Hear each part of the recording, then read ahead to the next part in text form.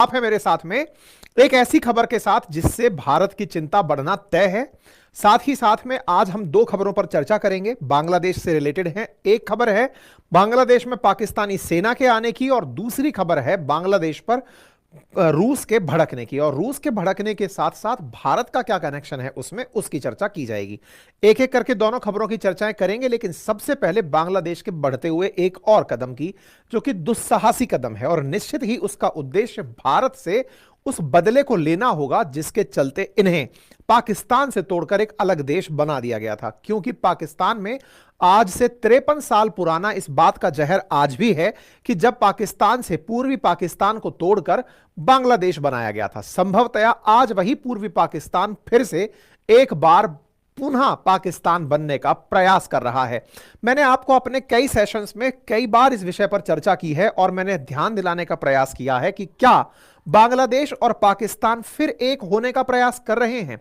क्योंकि 1971 से पहले बांग्लादेश पूर्वी पाकिस्तान हुआ करता था। पूर्वी पाकिस्तान पश्चिमी पाकिस्तान से मिलकर होने का एक साथ जो प्रयास कर रहे हैं, उसी क्रोनोलॉजी में आज का सेशन फिर है। ये दोनों लोग जिस तरह से गले मिले, जिस गर्मजोशी से एक दूसरे को इनवाइट किया, भविष्य की संभावनाओं पर जोर दिया, उसी क्रम में आज का सेशन है। क्योंकि 53 साल बाद पाकिस्तानी सेना बांग्लादेश जा रही है। आज से पहले जब बांग्लादेश में सेना गई थी, या फिर यह कहिए कि पाकिस्तानी सेना जब बांग्लादेश गई थी, उस समय पर उसने यहां पर हिंसा की थी। बांग्लादेश के लोगों को ढूंढ ढूंढ कर मारा गया था।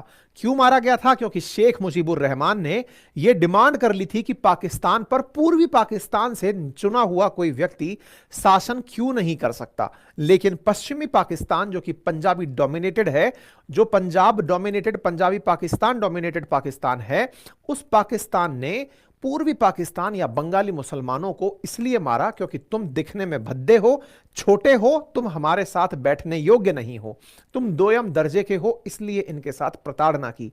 परिणाम यह निकला कि पूर्वी पाकिस्तान टूटकर बंगाली मुसलमानों ने अपना एक अलग देश बांग्लादेश बना लिया। लेकिन आज पुनः वो वापस एक होने की कवायद को संभवतया तेज कर रहे हैं। यही कारण है कि हम आपको इस सेशन को इसी क्रोनोलॉजी में समझा रहे हैं। 1971 में जहां एक और पाकिस्तान की करारी हार हुई और दो टुकड़ों में बांटा गया, उस समय पर जो स्थितियां बनी थी, उनकी स्थितियों से आज की स्थिति का आना निश्चित ही चिंताजनक है। चिंताजनक क्यों? क्योंकि 53 साल से भरे हुए उस जहर को, जिसमें हर पाकिस्तान खून की सी घूंट पीता होगा कि उसके 93,000 सैनिकों ने भारतीय सेना के सामने सरेंडर किया था, तो विचार कीजिए कि यह खबर जब उन्हें इस तरह की वापस से कोई गुंजाइश दिखे कि हम एक हो सकते हैं और भारत को दो टुकड़ों में तोड़ सकते हैं, आपका दिमाग फिर आएगा कि भारत को दो टुकड़ों में तोड़ने का पाकिस्तानी सपना क्या हो सकता है। तो दो संभावनाओं पर गौर करिएगा। नंबर एक, अगर आपको याद हो तो पंजाब से, जो भारत के अंदर पंजाब है, उसे खालिस्तान बनाने की जो मांग है वो पाकिस्तान की आईएसआई द्वारा प्रेरित मांग है। वहीं दूसरी ओर जो पूर्वोत्तर भारत को शेष भारत से तोड़कर बिल्कुल उसी तरह जो सिलीगुड़ी कॉरिडोर है उसे तोड़ करके पूर्वोत्तर भारत को शेष भारत से अलग करके चीन की मदद से करने का भी इसी पाकिस्तान की थॉट प्रोसेस है। मतलब आप यह समझकर देखिए कि आने वाले समय में निश्चित ही पाकिस्तान भारत को वही जख्म देना चाहता है जैसे भारत ने उसे दो भागों में तोड़ कर दिया था।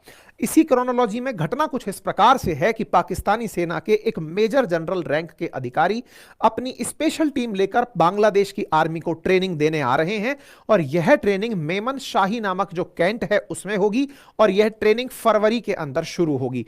मेमन शाही कैंट में army training and doctrine command है, वहां पर उसका मुख्यालय है। यह चरण 1 साल तक चलेगा और फिर पाक आर्मी बांग्लादेश की आर्मी की 10 कमांड को पूरी तरह ट्रेनिंग देगी। भारत में जिस तरह से कमांड है, थिएटर कमांड्स हैं, ठीक इसी प्रकार से बांग्लादेश में भी कमांड्स हैं। सेना अपने अपने हिसाब से क्षेत्रों को बांटकर चलती है। उन्हीं में से बिल्कुल मध्य में कहीं यहां पर मेमन सिंह नामक कमांड है, जिस जगह पर पाकिस्तानी सेना ट्रेनिंग देने आ रही है। बांग्लादेश क्यों मायने भारत के लिए रखता है? अगर आप इसे ध्यान से देखें तो इसके जस्ट उत्तर में भारत के पश्चिम बंगाल का एक हिस्सा, जिसे सिलीगुड़ी कहते हैं, जिसे चिकन नेक के नाम से भी जानते हैं, जिसे अगर टारगेट किया जाए तो पूर्वोत्तर भारत से शेष भारत का कनेक्ट टूट सकता है।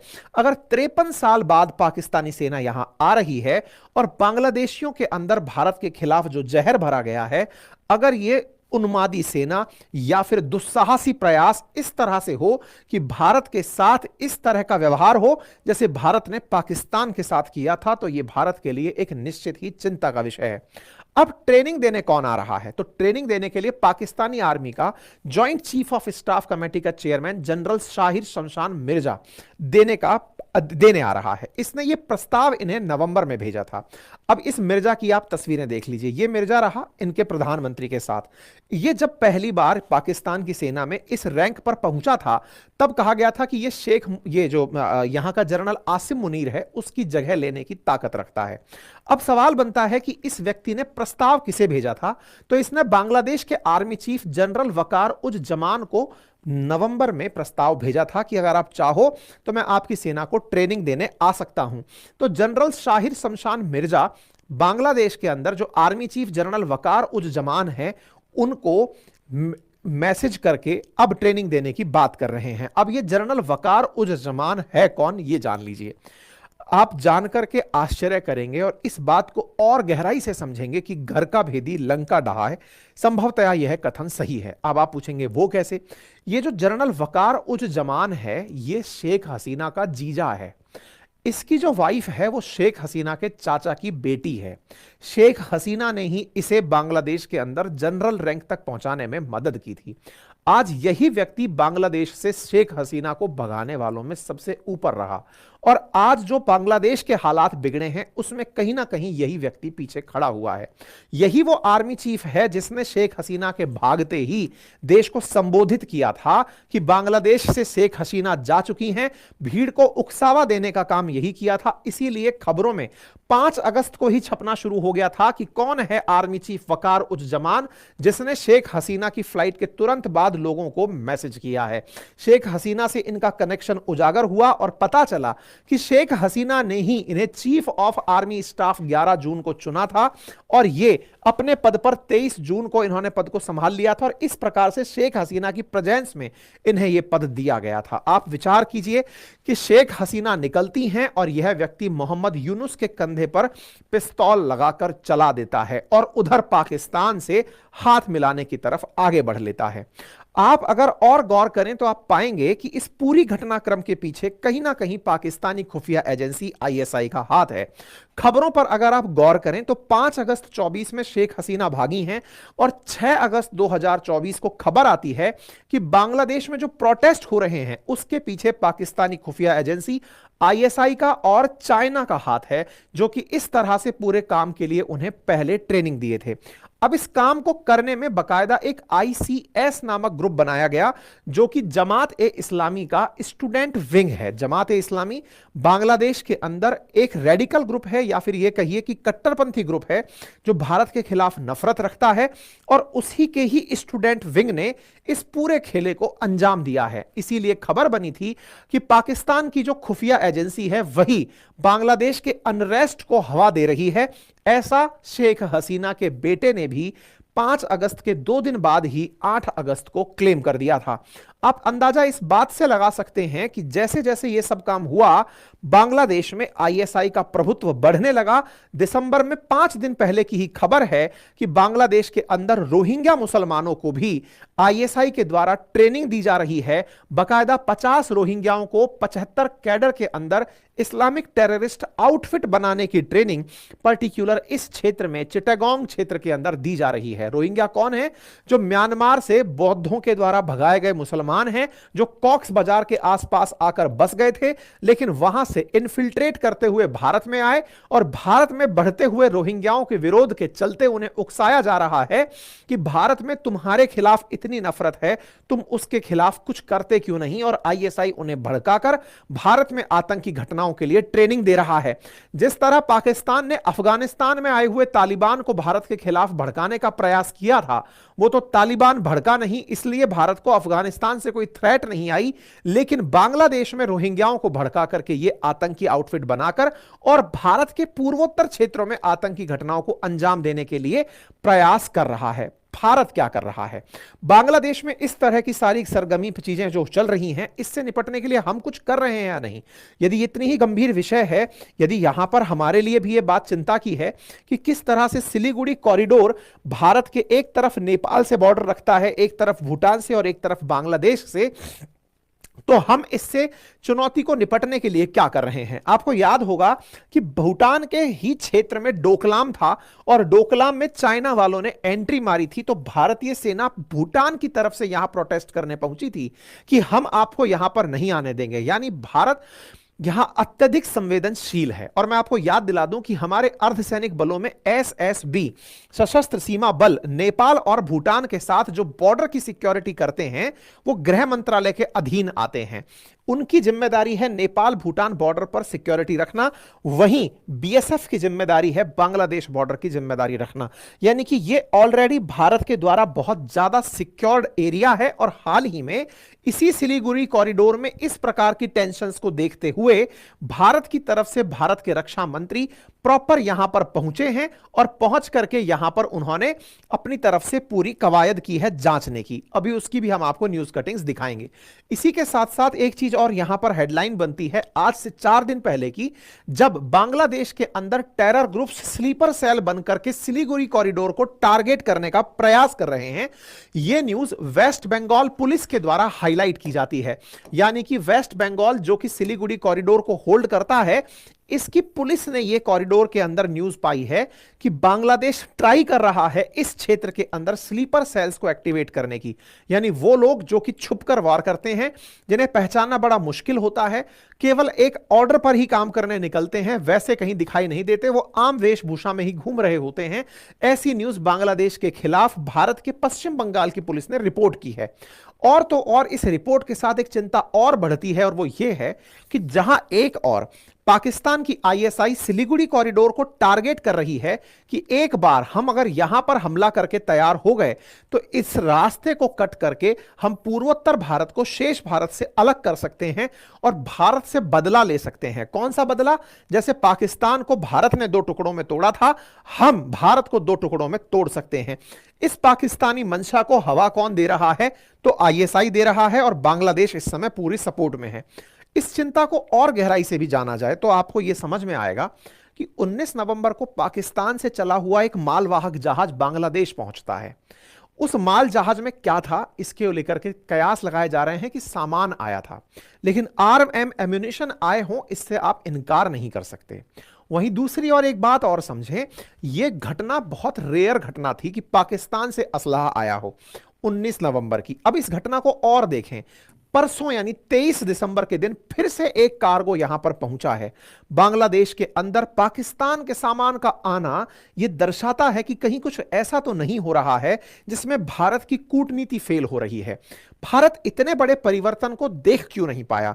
शेख हसीना के खिलाफ आईएसआई इतना बड़ा कूप प्लान कर रही है, हम इसे ऑब्जर्व क्यों नहीं कर पाए? क्या हम इस ओवर कॉन्फिडेंस में रह गए कि हमने शेख हसीना को पूरी तरह अपना कठपुतली बना लिया है तो वो केवल हमारे हितों की रखवाली करेंगी, उनके खिलाफ ऐसा कुछ हो सकता है, हम ये क्यों नहीं ऑब्जर्व कर पाए?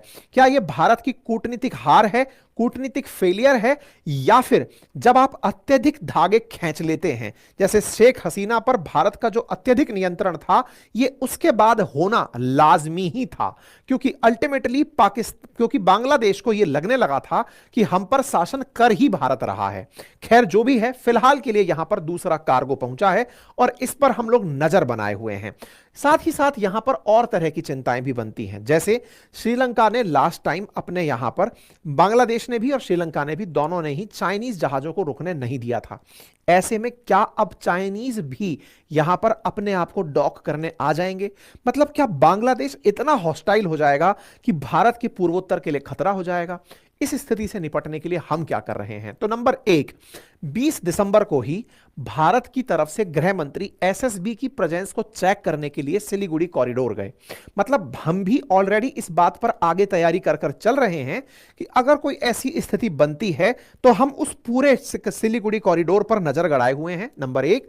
वहीं दूसरी ओर जिस जगह पर रोहिंग्याओं को तैयार किया जा रहा है, वहीं पर म्यांमार के एथनिक ग्रुप्स ने अराकान आर्मी बनाकर बांग्लादेशी हिस्सों पर कब्जा किया है, जिस पर मैंने आप लोगों को सेशन में भी जानकारी दी थी। यानी टेक्निकली हम उन दोनों जगह पर जहां बांग्लादेश में रहकर पाकिस्तानी कुछ कर रहे हैं, हम काउंटर ऑफेंसिव मेजर्स ले रहे हैं। खैर, उसके बावजूद भी स्थितियां विकट होती जा रही हैं।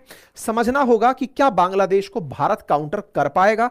इस तरह से जो स्थितियां बन रही हैं, बिना सरकार के जो फट रहे हैं, अदरक की तरह कहीं से भी निकल जा रहे हैं, क्या भारत इस तरह की अनिश्चितता की स्थिति से निपटने के लिए तैयार है? यह हमारी तैयारियों में हमें देखना होगा।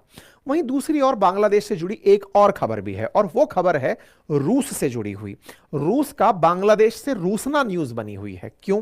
जब बांग्लादेश में शेख हसीना हुआ करती थी, तो भारत के प्रयासों से पुतिन ने बांग्लादेश में एक न्यूक्लियर पावर प्लांट लगाने की अनुमति दे दी थी। कहा था कि हम यहां पर रूपपुर नामक जगह पर गंगा नदी के किनारे, गंगा जो यहां पद्मा कहलाती है, उसके किनारे न्यूक्लियर पावर प्लांट लगाने को तैयार हैं।